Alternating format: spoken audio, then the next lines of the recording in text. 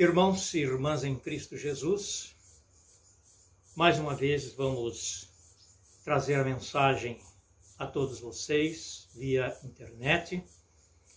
E hoje nós estamos trazendo mensagens sobre as palavras de Jesus na cruz, que foram registradas pelos evangelistas, que são então um total de 7. A mim me coube trazer-lhes uma mensagem sobre a primeira palavra de Jesus na cruz, registrada em Lucas 23, 34. Pai, perdoa-lhes, porque não sabem o que fazem. Só Lucas registra esta palavra. Mas será que eles não sabiam o que eles estavam fazendo? Pai, perdoa-lhes porque não sabem o que fazem? Eu creio que eles sabiam sim. O que eles não sabiam era a profundidade, a gravidade dos atos que eles estavam cometendo naquela hora. Jesus estaria dizendo que eles não entendem a gravidade do que estão fazendo. Entendo que isso seria o que Jesus estava dizendo na sua oração. Esta atitude de Jesus revela algumas coisas que eu passo a destacar. Em primeiro lugar, essas palavras de Jesus são o clímax do que Jesus sempre fez e ensinou. Ele perdoou a muitos que o procuravam. Ele dizia, perdoados são os teus pecados. Aquela mulher pecadora, ele disse, os teus pecados te foram perdoados. Ninguém te condenou, eu também não te condeno. Jesus disse também, se alguém te ferir na face, volta-lhe a outra.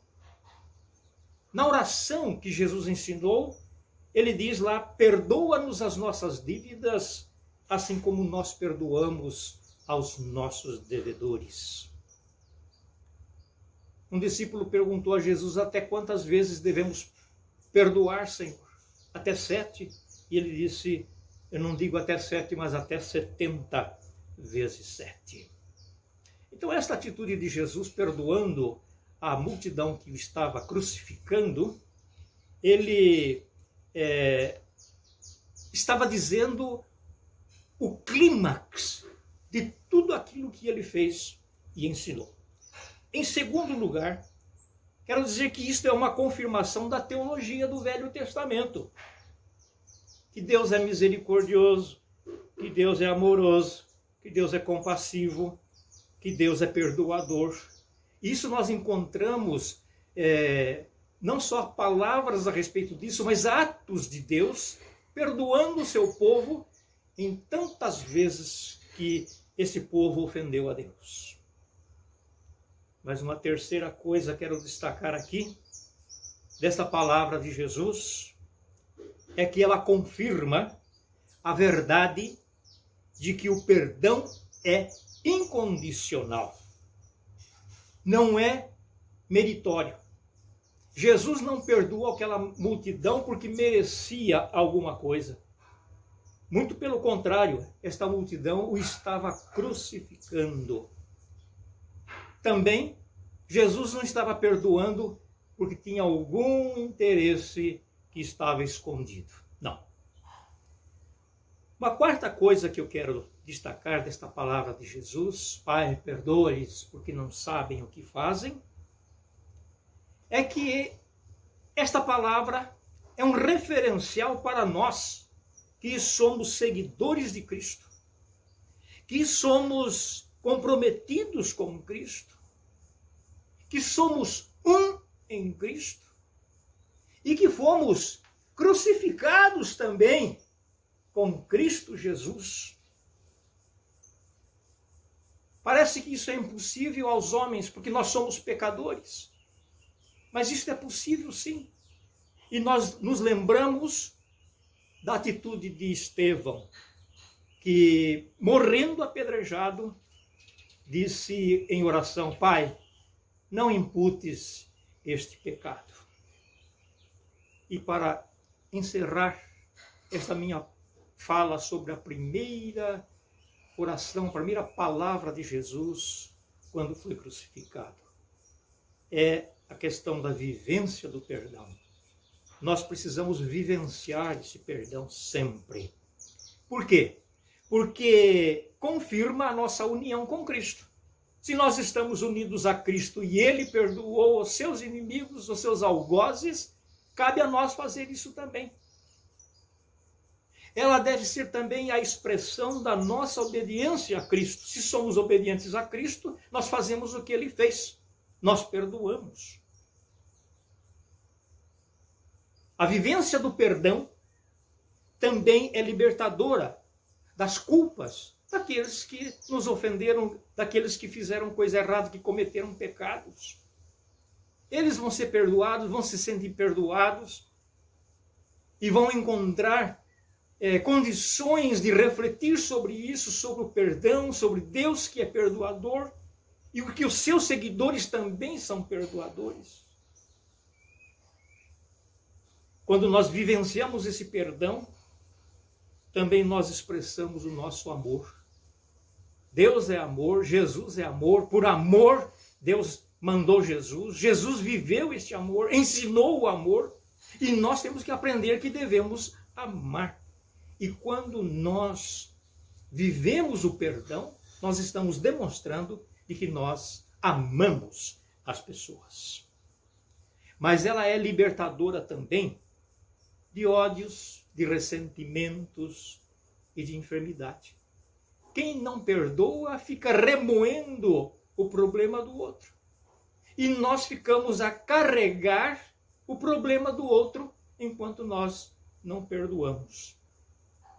Por isso é necessário nós vivermos o perdão. Aquilo que Jesus disse sendo crucificado. Nós devemos dizer também por tantas coisas que nos fazem e que são menos importância. E isso, para terminar, quero dizer que reafirma o altruísmo, que é o contrário do egoísmo. Nós somos egoístas demais, pensamos em nós mesmos.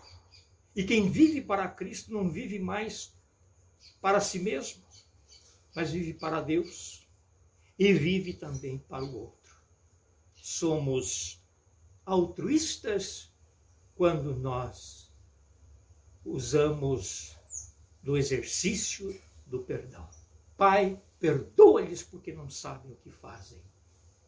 Devemos nós também perdoar aqueles que nos devem, como Jesus ensinou na sua oração.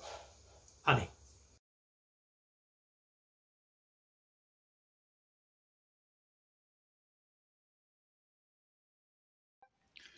Bom dia, irmãos. Nesta manhã nós vamos estar meditando um pouco na palavra de Jesus na cruz, que se encontra lá em Lucas 23:43, que diz assim: Jesus lhe respondeu: hoje estarás comigo no paraíso. Baseado nessas palavras, eu vou falar um pouco sobre a alegria da salvação. Joel 2, versículo 13, diz assim: em sinal de arrependimento, não rasguem a roupa, e sim o coração. Convertam-se ao Senhor, porque Ele é bondoso e compassivo, e está sempre pronto a perdoar. E foi isso que este ladrão na cruz fez. Nós não sabemos nada antes da sua vida, mas pelo que ele fala ali com Jesus, pela sua conversa, nós podemos deduzir que em algum momento a sua vida cruzou com a vida de Jesus. E ele então pôde ter um conhecimento, embora não tivesse se convertido no momento, mas ele tinha algum conhecimento a respeito de quem era Jesus. Após ele repreender o ladrão que estava blasfemando contra Cristo, ele então faz uma confissão. E essas são as suas palavras, que estão registradas no versículo 40 a 42. Ele confessou os seus pecados, reconheceu que Jesus não tinha pecado, exibiu uma maravilhosa fé, confessou a Cristo, chamando-o de Senhor, fez uma oração que pode ser um modelo, e no 43 recebeu uma resposta imediata de Jesus: hoje estarás comigo no paraíso. Que maravilha, que conforto aquele homem recebeu ali naquele momento angustiante. Passou da tristeza para a alegria, da morte para a vida.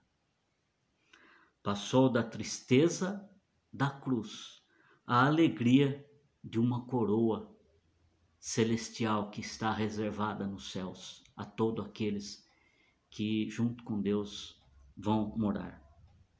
A alegria da salvação. Hoje estarás comigo no paraíso. Nos faz pensar nos dias de hoje, nas maravilhas que estão nos esperando lá no céu. Paulo, ao ser levado aos céus, ao paraíso, no lugar onde Jesus está, após a sua conversão, ele relata o seguinte, lá em 2 Coríntios 12, 4. E ali ele ouviu coisas que não podem ser explicadas por meio de palavras humanas. Quando gozamos desse privilégio, que o ladrão na cruz já está gozando, e que outros irmãos que também já daqui partiram estão lá gozando, nós sabemos que nós vamos desfrutar daquilo que Paulo diz lá em 1 Coríntios 2, do versículo 6 a 9. Uma palavra muito oportuna para os dias que nós estamos passando, para esses momentos difíceis em que nós estamos passando, que diz assim: porém, para os que são espiritualmente maduros, eu falo da sabedoria, mas essa não é a sabedoria deste mundo, nem daqueles que o governam com poder e que estão perdendo a sua autoridade. Essa é a sabedoria secreta de Deus, escondida dos seres humanos, a qual o próprio Deus já havia escolhido para a nossa glória antes mesmo da fundação do mundo. Nenhum dos que agora governam o mundo conhece essa sabedoria, pois se tivessem conhecido, não teriam crucificado o glorioso Senhor. Porém, como dizem as Escrituras, o que ninguém nunca viu ou ouviu, e o que jamais alguém pensou que poderia acontecer, isto foi o que Deus preparou para aqueles que o amam. Irmãos, esta meditação nessas verdades é isto que deve preencher os nossos pensamentos. Eu recomendo também que os irmãos leiam e meditem nos versos do hino 186 do nosso hinário, pois essas palavras é que devem estar permeando os nossos pensamentos. É nisso que nós devemos pensar, porque isso nos traz a alegria da salvação. Amém.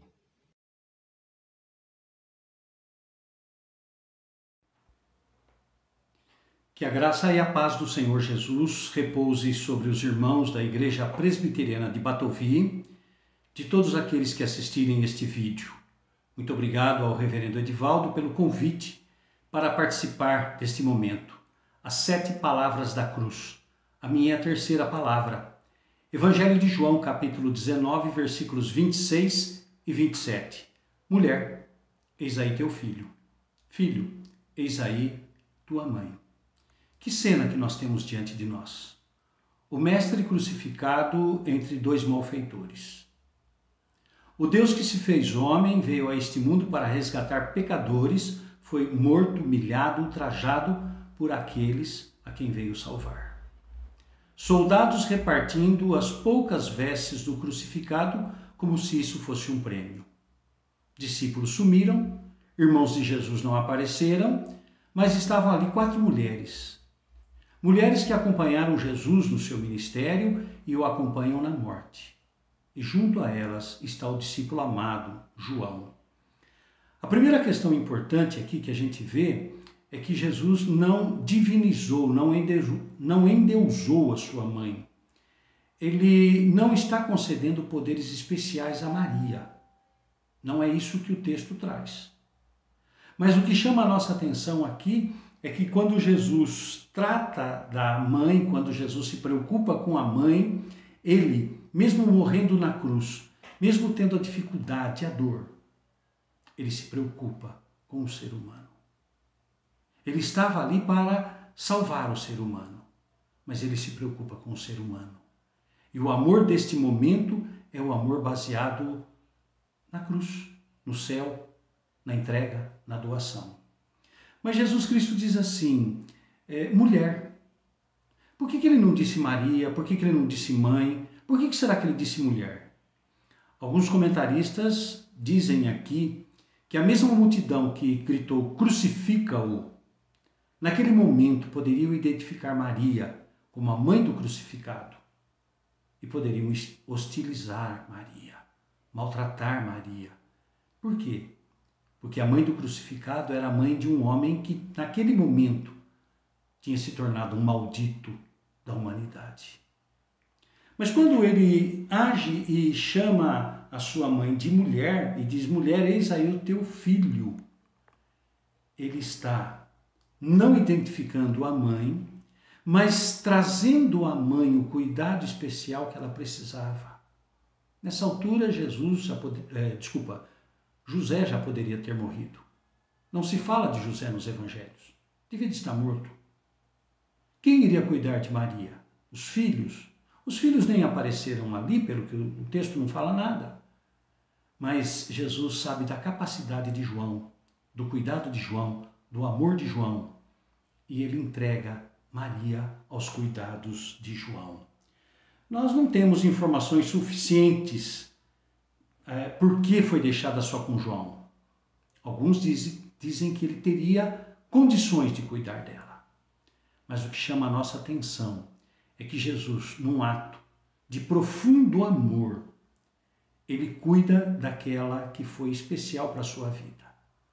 E mesmo no momento de dor, de morte, de vergonha, de sufoco ali com o próprio peso na cruz, ele olha para Maria, olha para João e entrega um ao outro, que penso foi um cuidado mútuo. João recebeu alguém para estar com ele e abençoar a sua vida. Maria recebeu alguém para estar com ela e abençoar a vida. Eu termino minha reflexão pensando que essa cena de horror, se ela aconteceu entre a 6ª e a 9ª hora, entre as 12 e 15 horas, foi um momento de profundas trevas. Mas Jesus veio para ser luz. E quando ele abençoa Maria, quando ele cuida desta mulher frágil, ele está pronto para cuidar de toda a humanidade. Entrega a sua vida a Jesus. Coloque sua vida nas mãos de Jesus Cristo. Identifique-se com a morte de Jesus Cristo. E com toda certeza, ele será o pastor da sua vida. Com toda certeza, ele será o cuidador da sua vida aqui na terra e na vida eterna, porque ele veio para nos trazer vida e vida em abundância. Deus abençoe você, meu irmão. Deus abençoe você, minha irmã. E que a cruz não seja apenas um símbolo vazio e morto, frio, mas que a cruz seja o lugar da nossa identificação, o lugar onde a nossa morte encontra a vida. Graça de Deus sobre você. Em nome de Jesus. Amém.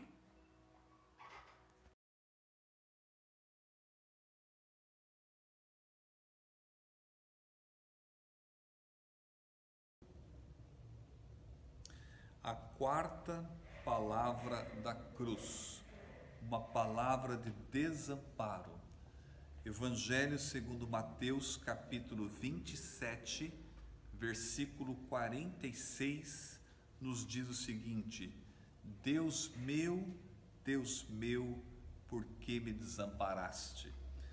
Meus queridos irmãos, existe uma famosa pintura, uma tela de um pintor norueguês chamada O Grito. É uma tela em cores, onde você percebe uma imagem, ainda que desfigurada, mas uma imagem onde o pintor coloca ali um grito, e um grito que invade toda a tela. Mesmo você não sabendo que a tela chama-se O Grito, quando você olha, você percebe aquele grito, aquela dor, aquela angústia da alma. Nós, quando olhamos para esse texto de Jesus aqui, para essa palavra de Jesus, a quarta palavra, mesmo você não conhecendo o contexto, você também percebe que é um grito. Deus meu, por que me desamparaste? Você percebe um sofrimento, e é claro, um sofrimento que está além da nossa capacidade.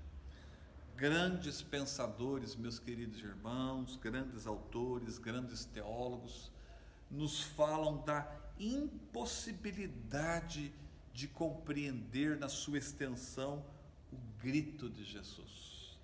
Mas esse grito tem a ver com você, tem a ver com a sua vida, tem a ver com a minha vida. Porque o grito de desamparo de Jesus não se trata de sofrimentos pessoais. Jesus não tinha pecado, Jesus não tinha nenhum erro, nenhum problema pessoal, mas Ele sofreu os nossos pecados, os seus pecados. A Bíblia nos diz que aquele que não conheceu pecado se fez pecado por nós. Então o peso do pecado estava sobre Jesus naquele momento da cruz. Era a angústia da alma que o Salvador sofria naquele momento. O seu sofrimento, e além do fato de ter sido traído, preso, julgado por Anás, Caifás, por Herodes, por Pilatos, o seu sofrimento é além de ter sido açoitado, sentenciado, zombado, ridicularizado e crucificado. Até porque nesse contexto ele diz: Pai, perdoa porque eles não sabem o que fazem. Mas o sofrimento, o grito de desamparo de Jesus tem a ver com o fato de ser Ele o cordeiro moído pelos nossos pecados, como está em Isaías 53. Tem a ver com o fato de ser Ele o cordeiro de Deus que tira o pecado do mundo, como disse João Batista lá no Evangelho segundo João, capítulo 1, versículo 29. Então aqui nós temos o grito de Jesus pelo peso da obra redentora, porque o pecado é uma maldição, e a maldição estava sobre o Filho de Deus. E aquele momento de escuridão, né? A escuridão ali era símbolo das trevas espirituais. O John Stott foi um teólogo protestante, foi capelão da rainha da Inglaterra, tem um livro famoso chamado A Cruz de Cristo. E nesse livro ele cita um autor que nos diz o seguinte: que no nascimento de Jesus houve luz à meia-noite, mas na morte do Filho de Deus houve escuridão ao meio-dia. Então essa escuridão é símbolo das trevas espirituais. Os nossos pecados sobre Jesus cobriam o rosto do Pai. Por isso ele diz uma frase em aramaico, né? Meu Deus, por que me desamparaste? Por causa dos nossos pecados, Jesus sentiu a solidão, a separação do Pai, a hora mais intensa da cruz, sofrendo os tormentos de um condenado. E curiosamente, meus queridos irmãos, muitos que estavam ali, certamente de fala grega, não entenderam. Pensaram que ele chamava por Elias. Quantos compreendem mal o que Jesus realmente diz? Quantos entendem mal as suas palavras? Ao olharmos para a quarta palavra da cruz, percebemos, meus irmãos, um grito de desamparo, e que nos leva a uma reflexão, a pensarmos a respeito da vida, da nossa vida, leva-nos a uma reflexão, a pensar o quanto o amor de Deus é imerecido, né? Ou seja, o quanto nós não merecemos o amor de Deus, nos faz pensar nos nossos próprios pecados. Às vezes nós não nos importamos com os pecados, mas percebemos aqui o quanto Jesus sofreu pelos seus pecados e pelos meus pecados. O escritor da carta aos Hebreus fala de tão grande salvação, e realmente é. O grito de desamparo, meus irmãos, foi por você e foi por mim. Pensem nessa palavra de Jesus, no seu sofrimento pela nossa salvação, e desejamos a todos de coração uma feliz Páscoa.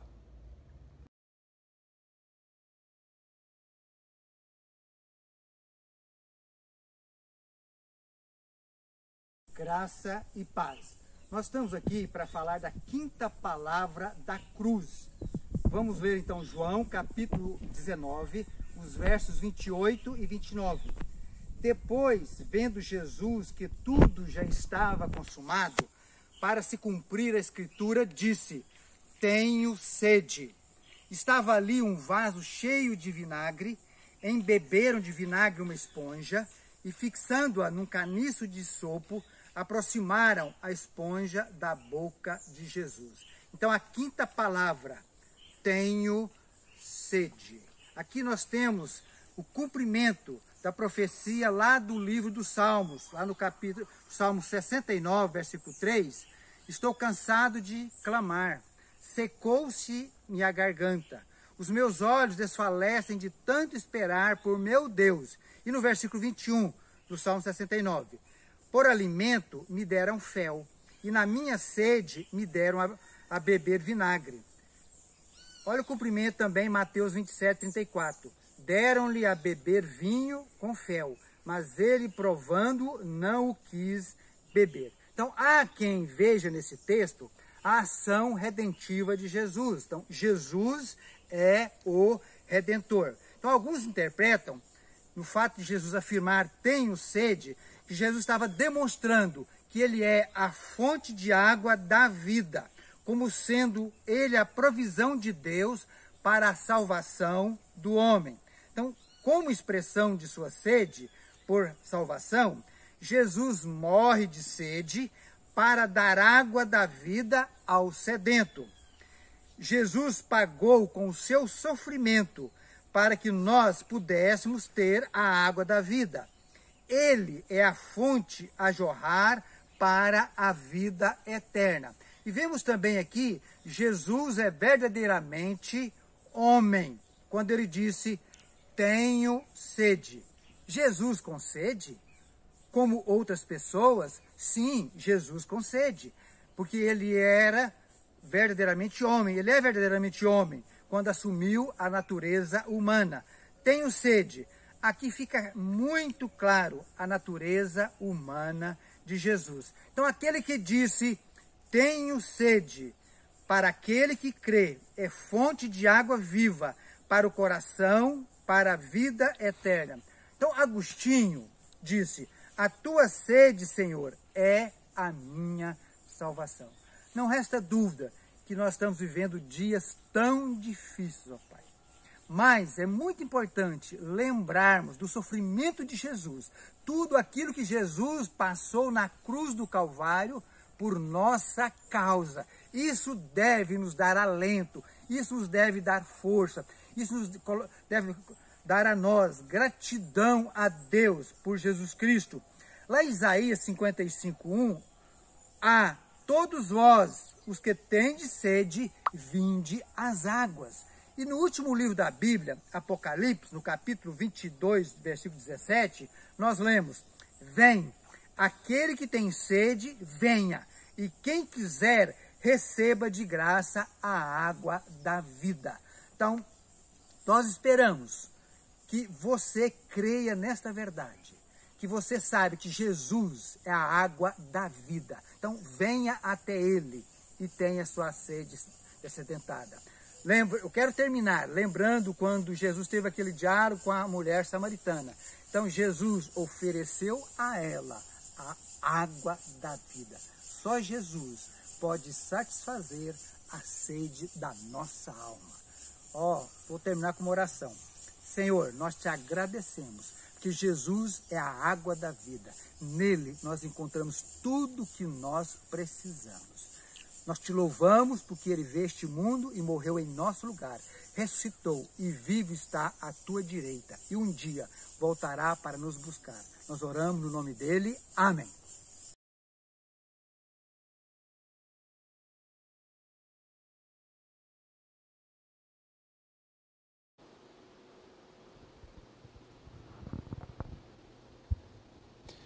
Graça e paz, irmãos e irmãs. Muito obrigado por essa oportunidade que temos de transmitir uma porção da palavra do Senhor. Fica aqui o meu agradecimento ao pastor Edivaldo e também todos os irmãos e as irmãs da Igreja Presbiteriana de Batovi, aí na cidade de Rio Claro.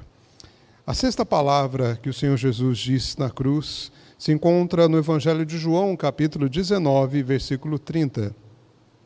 Quando, pois, Jesus tomou o vinagre, disse: está consumado.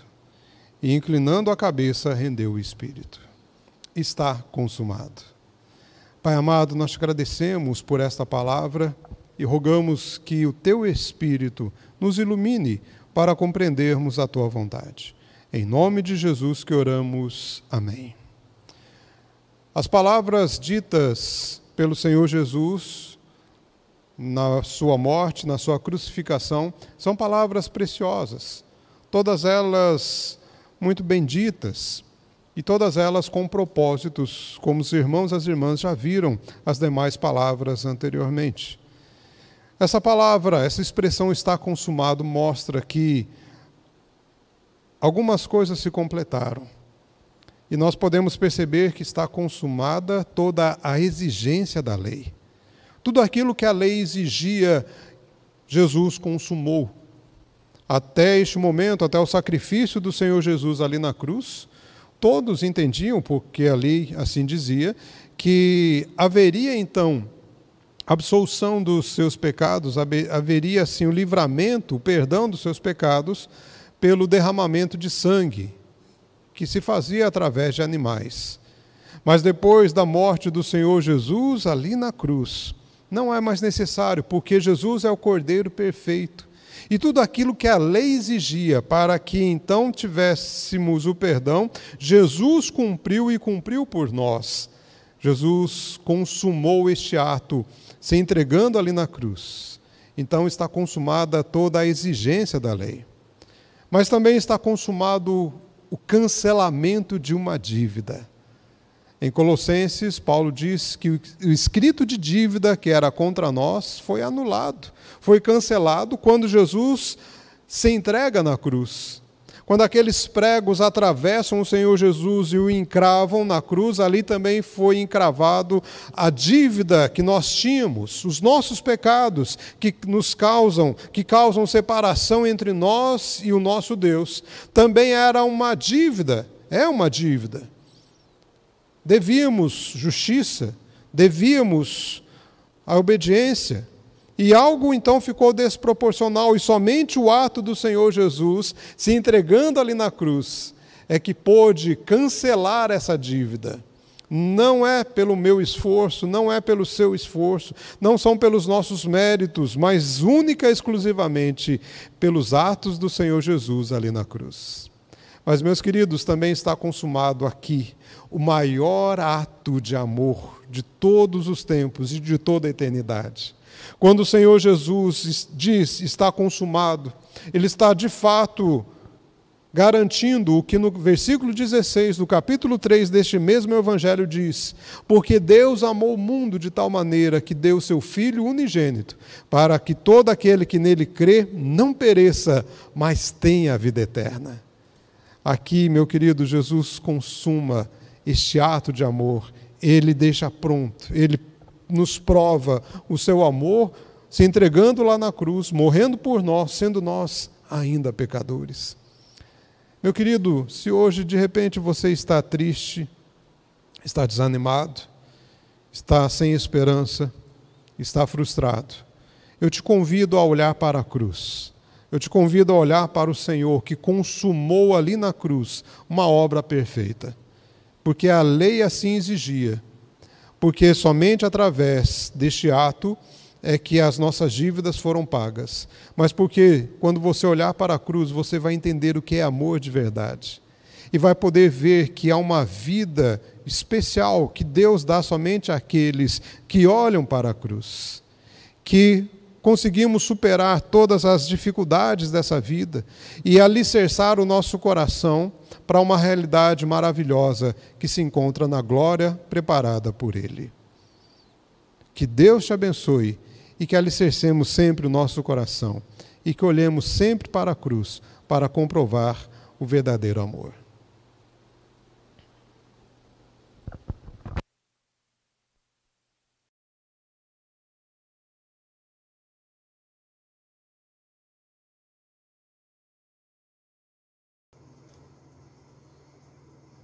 Meus amados irmãos e irmãs, a sétima palavra da cruz, a palavra final de Jesus na cruz do Calvário, é uma palavra impactante, é uma palavra que consolida a obra de Cristo diante do Pai. E o texto do Evangelho de Lucas, capítulo 23, versículos 45 e 46, diz a seguinte palavra: e rasgou-se pelo meio o véu do santuário.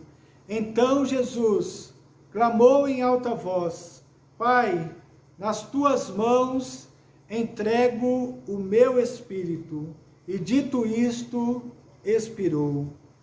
Tozer, antigo evangelista, escritor de muitos livros, dizia que a cruz de Cristo é a coisa mais revolucionária que já aconteceu entre os homens. E a cruz é revolucionária porque ali Deus rompeu todos os grilhões do pecado, entregando seu único Filho em nosso favor. Porque Deus amou o mundo de tal maneira que deu o seu único Filho para que todo aquele que nele crê não pereça, mas tenha a vida eterna. É crendo nessa entrega de Deus Pai, do seu Filho na cruz em nosso favor, que nós podemos ter agora esperança de uma nova vida, de uma vida que exalta e glorifica o nome de Deus. Ali naquela cruz, debaixo da escuridão dos nossos pecados, o texto diz que do meio-dia às 15 horas, que era a hora nona, o véu rasgou-se no templo.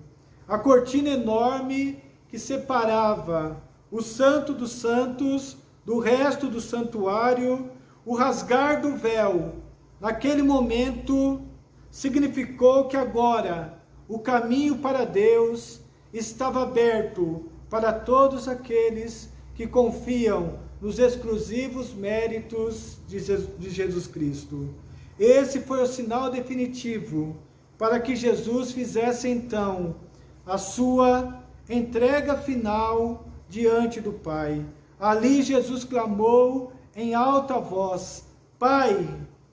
Jesus se entrega ali naquele momento.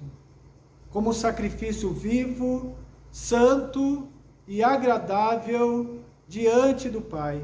Assim como Paulo diz em Romanos capítulo 12, versículo 1, que esse é o sacrifício que agrada a Deus.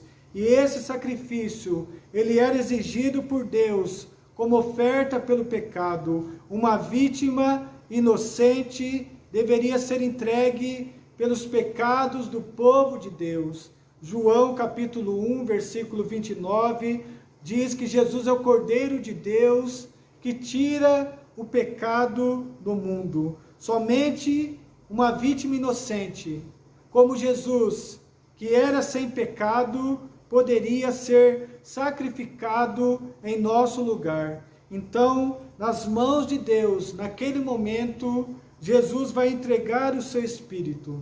Naquela cruz horrenda, enfrentando a morte, Jesus vai fazer a entrega voluntária da sua vida no altar de Deus. É interessante porque aqueles que morriam numa cruz tinham uma morte lenta, sofrida e que demorava muitas horas. Mas o texto diz que Jesus clama em alta voz ao Pai, como a sua última oração: nas tuas mãos entrego o meu espírito. Então Jesus estava no controle da situação. Ele se entrega diante do Pai, em reconhecimento que a vontade do Pai deveria ser obedecida, mesmo o Pai entregando ele como o sacrifício, como aquele que haveria de morrer, que haveria de cumprir a vontade do Pai, que se agradou de fazer moê-lo naquela cruz, de fazê-lo enfermar.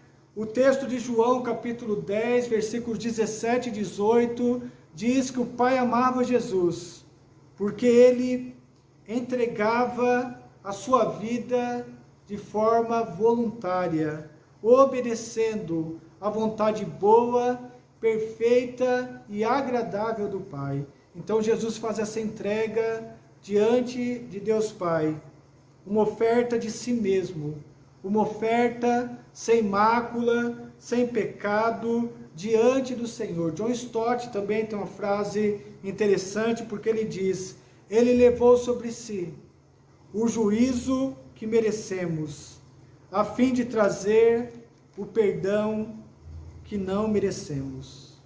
E é interessante, o texto diz, dos versículos de 47 a 49, que aqueles que estavam próximos da cruz de Cristo, assistindo a sua última palavra, o seu último clamor, a sua última oração de entrega diante do Pai, foram impactados pela obra de Cristo naquela cruz.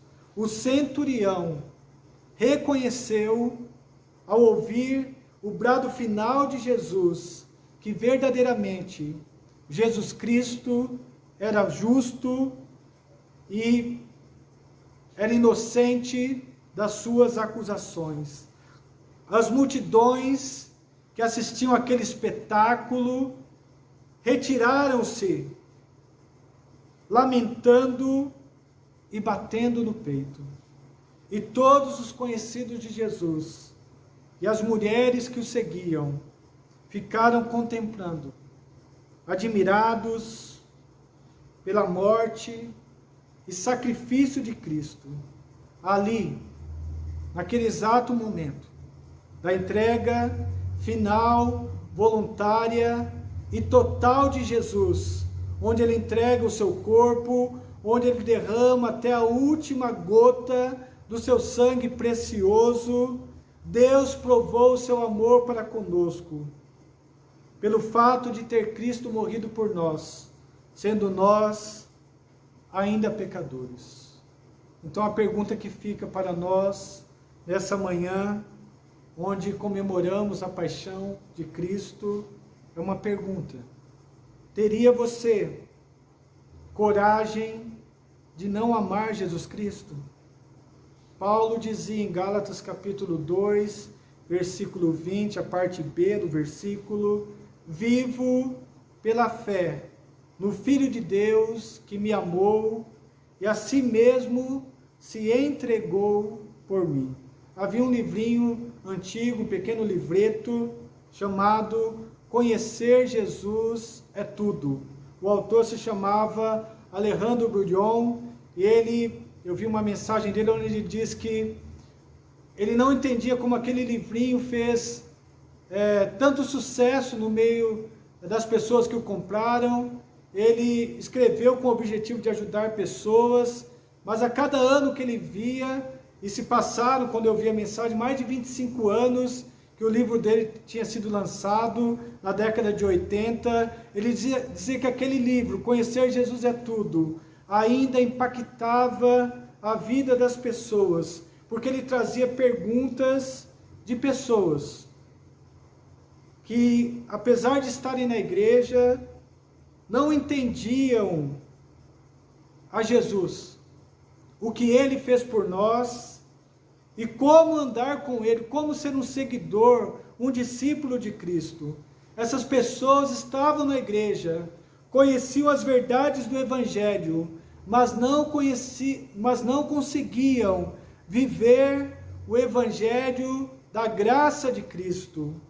Então nós precisamos, nessa manhã, se realmente reconhecemos que cada palavra de Jesus na cruz do Calvário é uma palavra de amor, é uma palavra de renúncia, é uma palavra de sacrifício, é uma palavra de salvação, e que o sofrimento dele produz graça na nossa vida, nós precisamos lembrar, todos os dias da nossa vida, que não podemos mais confiar em nós mesmos. Nós não podemos nos salvar. Nós dependemos totalmente de Jesus. Nós precisamos confiar nos exclusivos méritos de Cristo, porque foi Ele que foi até a cruz do Calvário para morrer em nosso favor. Compreender o que aconteceu naquela tarde no Calvário. E precisamos hoje responder a pergunta: como teria coragem de não amar alguém, Jesus Cristo, que me ama tanto? Como teria coragem de não amar a Jesus Cristo, que tanto me amou na cruz do Calvário? Que essas 7 palavras da cruz possam fazer morada no nosso coração, para que diariamente nós lembremos que a morte de Cristo mudou o nosso viver, mudou a nossa história, transformou tudo aquilo que nós vivíamos, pensávamos e a maneira de nós agirmos, para que agora possamos seguir a Cristo como o único caminho até Deus. Assim como o próprio Jesus disse: eu sou o caminho, a verdade e a vida. Ninguém vem ao Pai senão por mim.